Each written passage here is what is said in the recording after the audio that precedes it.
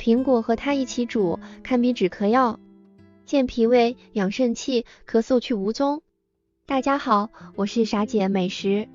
苹果是我们大众最熟悉的水果之一，它的营养也是非常丰富的，生津开胃，促进消化，止咳保腹，美容养颜，可谓是最大众化的养生佳品。老话说得好，每天一个苹果，疾病远离我。苹果口味酸甜多汁，吃了以后可以增加唾液和胃酸的分泌，促进消化。苹果中还含有大量的膳食纤维和丰富的果胶，可以吸附肠道内的废物和垃圾，调节肠道内的菌群。苹果中还有维生素 C、维生素 E， 可以减少黑色素的形成，美容又养颜，还有增加饱腹感的作用，是减肥人士的理想水果之一。另外，苹果不但可以生吃，熟吃也是理想的选择。在中医看来，苹果是个很好的药食同源的食品，熟吃可以健脾胃、止腹泻，特别适用于小孩因脾胃虚弱引起的腹泻。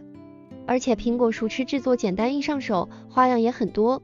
下面就推荐几个苹果熟吃的做法吧。第一种，苹果冰糖炖雪梨做法。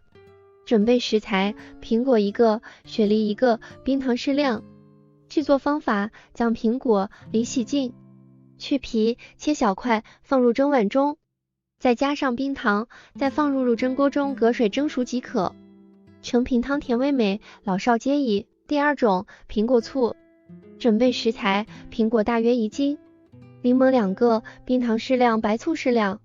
制作方法：将苹果洗净，切成小片，将苹果铺满平底，撒上1层冰糖，放上柠檬片，如此循环。将食材全部放入瓶内后，倒入白醋发酵，大约10天左右就可以食用了。泡苹果醋好处多多，苹果醋中含有大量的维生素 C， 长期食用有美容养颜的效果。第三种，苹果酱。准备食材：苹果4、5个，柠檬1个，冰糖适量。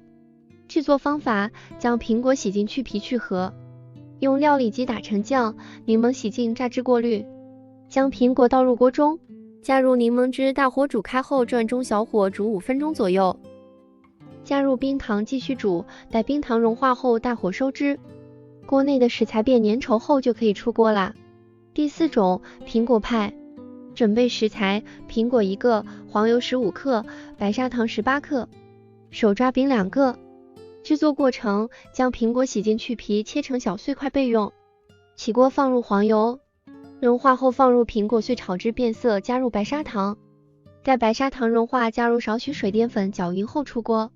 提前准备好1张手抓饼，将炒好的苹果酱直接放到手抓饼上，边缘留2到3公分包边，将剩下的手抓饼切成宽窄均匀的长条，铺在之前的手抓饼上，呈网格状，放入烤箱200摄氏度，烤18分钟，美味的苹果派就出锅啦。5. 苹果玉米羹。苹果和玉米一起煮，止咳化痰防便秘。准备食材：苹果1个，玉米粒适量，枸杞子。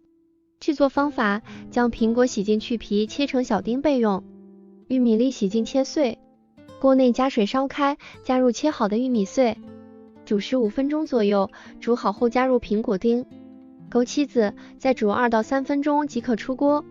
苹果作为大众的日常水果，可谓是果美心甜，物美价廉。